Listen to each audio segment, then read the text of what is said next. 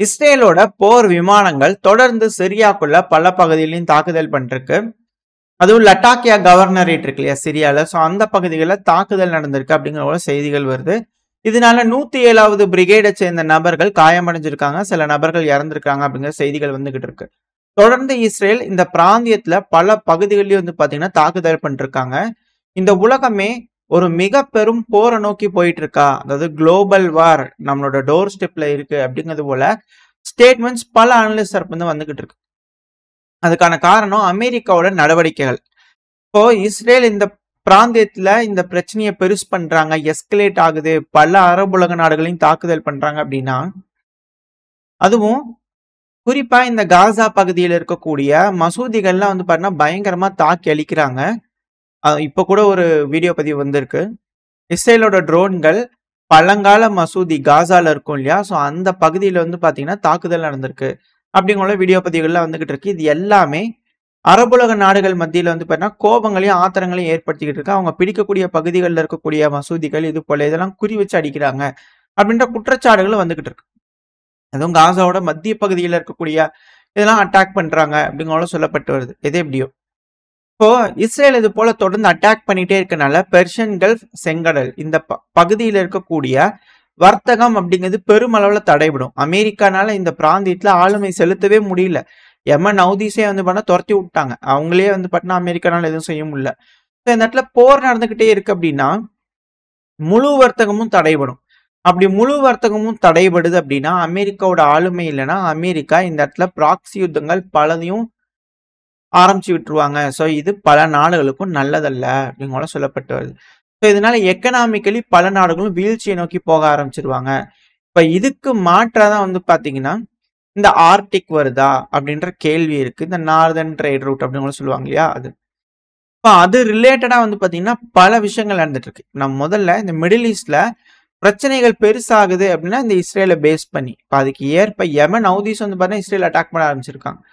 யமன் ஹதீஸ் இந்த அன்சரல்லா அவர்கள் அவங்க தரப்புல இருந்து மூமெண்ட் தரப்புல இருந்து என்ன ஸ்டேட்மெண்ட் வருதுன்னா, தொடர்ந்து காசாக்குள்ள இனப்படுகொலை பண்ணிட்டே இருக்கிறாங்க, அதை தடுத்து நிறுத்துறதுக்காகவும் அவங்களுக்கு மிரட்டல் விடும் விதமா நாங்க 5 ட்ரோன்களை ஏவி விட்டுருக்கோம். எங்களோட ட்ரோன் டீம் வந்து பாத்தீங்கன்னா இது போல ட்ரோன்களை டெல் அவீவ் பகுதியில, ஏன்னா காசால வந்து பார்த்தீங்கன்னா போர் குற்றங்கள் செஞ்சுட்டு இருக்காங்க, அதுக்காக நாங்க பண்றோம் அப்படிங்கிற நியாயத்தின்பால் இவங்க செஞ்சுட்டு இருக்காங்க.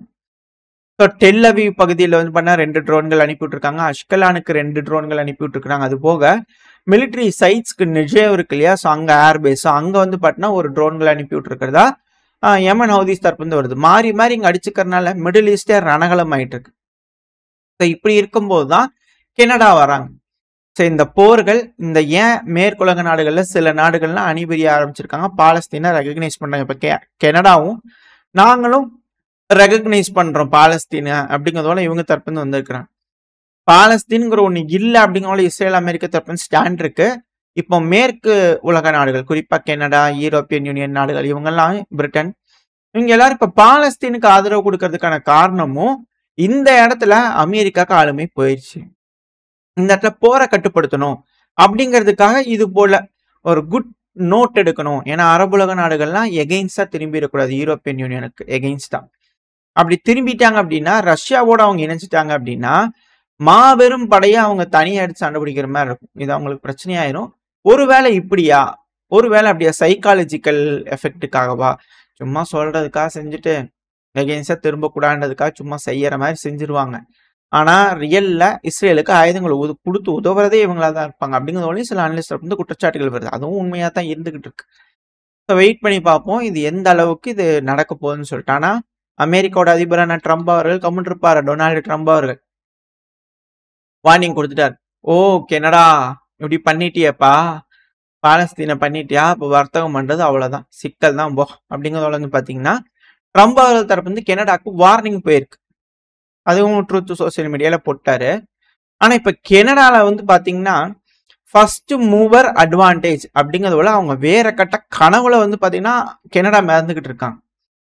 ஏன்னா நம்ம சொன்னது இந்த ஆர்டிக் ட்ரேட் ரூட், இந்த நார்தர்ன் ட்ரேட் ரூட் நம்ம சொல்லியிருந்தோம் இல்லையா. ஸோ இந்த நார்தர்ன் ட்ரேட் ரூட்ல போர்ட் ஆஃப் சர்ச்சில் அப்படிங்கிறது மன்டோவா அப்படின்னு ஒரு பகுதி இருக்கு கெனடால. ஸோ அந்த இடத்துல வந்து பாத்தீங்கன்னா உருவாக்கி முன்னாடி இருந்து வச்சிருந்தாங்க. ஆனா இப்போதைக்கு அது யூஸ்ல இல்லை, ஏன்னா கடல்ல வந்து பாத்தீங்கன்னா கடலே இல்ல. அது முதல்ல பனிப்பாறைகளா இருக்கு. அமெரிக்கா இப்பதான் வந்து பாத்தீங்கன்னா ஃபின்லாந்து கிட்ட ஆர்டர் பண்ணிக்கிறாங்க சீ பிரேக்கர்ஸ்லாம் வேணும்ன்ட்டு. ஸோ இதுக்கப்புறம் அமெரிக்கா அதிக கவனம் வந்து பாத்தீங்கன்னா இந்த பகுதியில் ஆர்டிக்ல செலுத்துறாங்க அப்படின்னா இந்த ரூட் வந்து பாத்தீங்கன்னா அவங்க கட்டுப்பாட்டுக்குள்ள எடுத்துப்பாங்க. வந்து பாத்தீங்கன்னா ரஷ்யாவோட ரூட்டு, அமெரிக்காவோட ரூட். ஸோ இந்த ரூட் வந்து பாத்தீங்கன்னா அந்த இடத்துல இருக்கும். மேப்பா இருக்கும். சைடில் ஒரு இமேஜ் லோட் ஆயிருக்கும். என்னன்னா ஆர்டிக் கேட்வே. இந்த ஆர்டிக்ல வந்து பாத்தீங்கன்னா வர்த்தகம் செய்யறாங்கன்னா அமெரிக்கா கிட்ட இருந்து யூரோப்புக்கு வர்த்தகம் ஈஸியா நடக்கும். இது யாராலையும் தடுக்க முடியாது. தடுக்கணும்னா ரஷ்யா மட்டும்தான். ரஷ்யா ஆல்ரெடி போர்ல இருக்காங்க. ஆனா ரஷ்யானால பொருட்களை மத்த நாடுகளுக்கு கொண்டு போய் கொடுக்க முடியுமா? அதுதான் கேள்வி. லேண்ட் கனெக்டடா இருக்கக்கூடிய நாடுகள் ஓகே. பட் ஆனா இதை கிராஸ் பண்ணி போகணும்னா எப்படி? ஒட்டுமொத்த வர்த்தகத்தையும் இந்த ஆப்பிரிக்கா, மிடில் ஈஸ்ட், ஏசியா இந்த நாடுகள் தடுக்கிறாங்க அப்படின்னா இங்க இருக்கக்கூடிய நாடுகளை எக்கனாமிக்கலி வீழ்ச்சி அடைய ஆரம்பிச்சிருக்காங்க. ஏன்னா இப்போ நம்மளுக்கு கூட வந்து பார்த்தீங்கன்னா வார்னிங் போட்டு அனுப்பியிருக்காங்க. திமித்ரி மெத்வதி அவர்கள் ஃபெயில்டு பிரசிடென்ட், முன்னாள் ஃபெயில்டு பிரசிடென்ட், இந்நாள்னா பிரசிடென்ட்னு நினைப்புல அந்த ஆள் வந்து பண்ணா சொல்லிட்டு இருக்கிறாரா அப்படிங்கிற ட்ரம்ப் அவர்கள் தரப்பு வந்து ட்ரூத் சோசியல் மீடியாவில் வந்து பண்ணா அவர் கொஞ்சம் அப்படித்தான் பேசுறாரு. தெரிஞ்ச விஷயம் தான். நான் கொஞ்சம் அப்படியே பேட்ச் அப் பண்ணி கொஞ்சம் டீசெண்டா பேசுற மாதிரி பேசிட்டு இருக்கிறேன். அவ்வளவுதான். நீங்க புரிஞ்சுக்குவீங்கன்னு நினைக்கிறேன். அதாவது இந்தியா வந்து ஆயில் அதிகமா வாங்குது, சாங்ஷன் போட்டீங்கன்னா இவர் என்னமோ அந்த ரெஸ்பான்ஸ் கொடுக்குறாரு அப்படிங்கிற பயங்கர காண்டாயிடுச்சு. வந்து பேசவே கூடாது யாருமே. சரிங்கய்யா அப்படின்னு சொல்றதுக்கு கூட யோசிக்கணும். இப்படியே பார்த்துட்டு மண்டை மட்டும் அவர் சொன்னார்னா அசைக்கிறதுக்கு மட்டும் பர்மிஷன் கொடு. அவர் என்ன யோசிக்கிறாரோ அதை நம்ம புரிஞ்சுக்கிட்டு அதுக்கு ஏற்ப செய்யணும். ஒரு இன்ச்சுக்கு மேல தலை அசையக்கூடாது. அசையறதுனா கூட ஒரு இன்ச்சுக்கு மேல அசையக்கூடாது. அந்த மாதிரியான ஒரு விஷயம் வந்துருமா அப்படின்ற கேள்வி இருக்கு.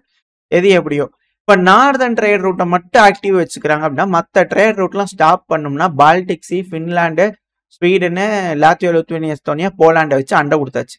ஸோ இதுக்கப்புறம் ரஷ்யா நினைச்சாலும் ஜெர்மனி மற்ற நாடுகளுக்குலாம் கொண்டு போக முடியாது, எதுவும் பண்ண முடியாது. ஸோ பால்டிக் சியை அடைச்சாச்சு. ஈரானுக்கு காஸ்பியன் சியை டச் பண்ணலான்னு பார்த்தாங்க, முடியல. ஈரான் நின்றுட்டாங்க. அடுத்தது செங்கடல், பெர்ஷியன் கல்ஃப்ல வந்து பண்ணா பேரையே மாத்தலாம் அப்படிங்கிறது போல பார்த்தீங்கன்னா ட்ரை பண்ணாங்க, முடியல. பல நாடுகள் அக்செப்ட் பண்ணிக்கிற மாதிரி இல்லை. பட் ஆனால் அந்த பெர்ஷியன் கல்ஃப், செங்கடல், ஸோ இந்த ஏரியாவில் இருக்கிறலாம் அவங்களோட கட்பாட்டில் போச்சுனா தான் இந்த ரீஜன்ல வந்து பண்ண வர்த்தகம் செய்ய முடியும். ஆப்பிரிக்கா முழுவதும் போர் ஆயிடுச்சுன்னா அப்படிங்கிற ஒரு கேள்விக்கா இதுக்கு இன்னொரு ஆப்ஷன் ரஷ்யாவுக்கு விளாடிவாஸ்டாக் டு சென்னை அப்படிங்கிற ஒரு ட்ரேட் ரூட்டை நம்ம பார்த்தோம்.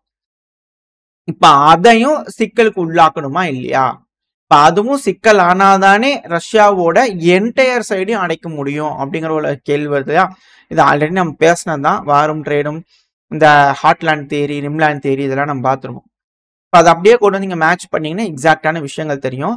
இந்த ரஷ்யா உக்ரைன் பிரச்சனை ஆரம்பிக்கும் போது பைடன் அவர்களோட அரசாங்கம் இருக்கும்போது ஒரு சீக்ரெட்டான டாக்குமெண்ட் ரிலீஸ் ஆயிருக்கு. ரஷ்யாவுக்கு வந்து ஜப்பான் மேலே ஒரு ஸ்பெஷல் மிலிட்டரி ஆப்ரேஷன் பண்ணுறதுக்கு திட்டம் இருக்கு. அது வந்து இதை விட கொடுமையாக இருந்திருக்கும். பரவாயில்ல, நல்ல வேலைக்கு உக்ரைன் நடிக்கிறாங்க அப்படிங்கிறதெல்லாம் வந்து பார்த்தா டாக்குமெண்ட் இருந்தது. நீங்கள் அந்த செய்திகள்லாம் அந்த டைமில் நீங்கள் பார்த்துருந்தீங்கன்னா உங்களுக்கு புரிஞ்சிருக்கும். நான் ஏன் அதை ஹைலைட் பண்ணி காட்டுறேன் அப்படிங்கிறது. அந்த டைமில் அது பெருசாக பேசிட்டு தான். இப்போ ஜப்பான்ல அதிகப்படியான மிசைல்களை அமெரிக்கா கொண்டு வந்து பில்டப் பண்றாங்க. ஸோ ஜப்பானே ஒரு மிசைல் பேஸா வந்து பார்த்தீங்கன்னா மாறிட்டு இருக்கு. அமெரிக்காவோட ஒரு புது ப்ராக்சி யுத்தம் ரஷ்யாக்கு எகெயின்ஸ்டா ஜப்பான் களமிறங்குவாங்களா அப்படின்ற கேள்விகள் இருக்கு. ஸோ இது போல சிக்கல்கள் இங்க அதிக அளவில் இருக்கிறதுனால ரஷ்யாவுக்கு முழுவதும் அண்டை கொடுக்கறதுக்கான வேலைகள் நடந்துகிட்டு இருக்கு.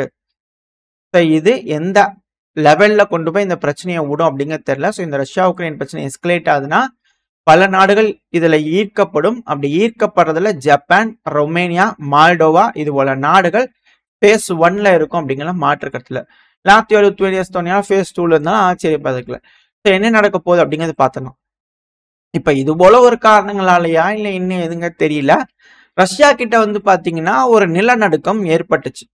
இப்ப அந்த நிலநடுக்கத்தினால சுனாமி வேவ்ஸ் வந்து பார்த்தீங்கன்னா ட்ரிகர் ஆக ஆரம்பிச்சிருக்கு. ஜப்பானா இருக்கட்டும், அமெரிக்காவோட கரையோரங்கள் வரைக்கும் வந்து பார்த்தீங்கன்னா கொடுத்துருந்தாங்க சுனாமி அலர்ட்.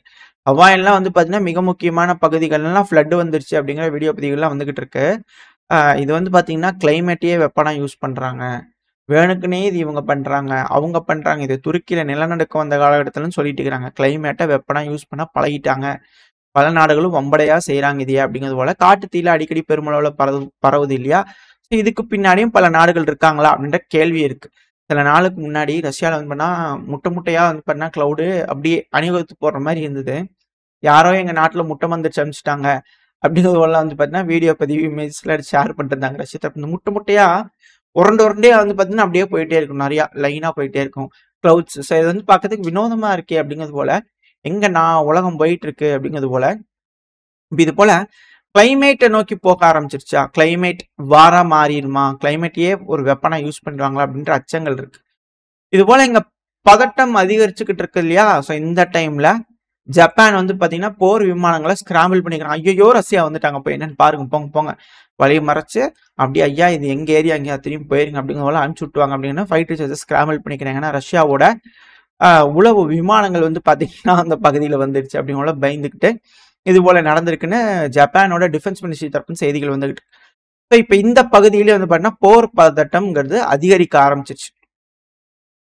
இப்போ இப்போ வர்த்தகம் தடைபடும். கனடா, யூரோப்பியன் நாடுகளுக்கு வர்த்தகம் இல்லை. ரஷ்யா மேல சாங்ஷன். ரஷ்யா போர்ல இருக்கு. ஸோ ரஷ்யாவுக்கு உதவக்கூடிய நாடுகள் மேல டேரிஃப்ஸ். ஸோ இது போல பல கட்ட லேயர்டு ப்ராப்ளம்ஸா இருக்கு, இடியாப்ப சிக்கலா இருக்கு. இதுல எப்படி என்ன தீரும், என்ன நடக்கும் அப்படிங்கிறது தெரியல, எப்படி ரிசல்ட்ஸ் வரும் அப்படிங்கிறத யூகிக்க முடியல அப்படின்னு பல அனலிஸ்ட் வந்து கருத்துக்கள் இருக்கு. ஆனா இப்ப யூரோப்பியன் யூனியன் மிக பெருமளவுல பாதிக்கிறாங்க அப்படிங்கிற மாற்று கருத்துல. இதுல யூரோப்பியன் யூனியனுக்கு இருக்கக்கூடிய சிக்கல் என்னன்னா ரஷ்யா இல்லாம அவங்களால வாழவே முடியாது.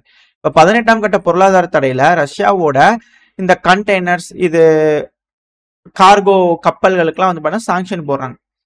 ஆனா ரஷ்யாவோட போர்ட்டை யூஸ் பண்ணாம அவங்களால கசகஸ்தான் இது போல நாடுகள் இருந்து எடுக்க முடியுமா, இயற்கை வளங்கள் எடுக்க முடியுமா, அதுவும் பர்டிகுலரா கோல்னா எடுக்க முடியுமான்றது மிகப்பெரிய கேள்வி. அதுக்கு மட்டும் நாங்க எக்ஸப்ஷன் கொடுக்குறோம் அப்படிங்கிறாங்க. இப்ப அதுக்கு எக்ஸப்ஷன் கொடுத்தா ரஷ்யா ஏன் அலோவ் பண்ணணும் அப்படின்ற கேள்வி வருதா. அப்ப ரஷ்யாவுக்கு ஃபேவரா யூரோப்பியன் யூனியன் ஏதாவது செய்யணும்ல.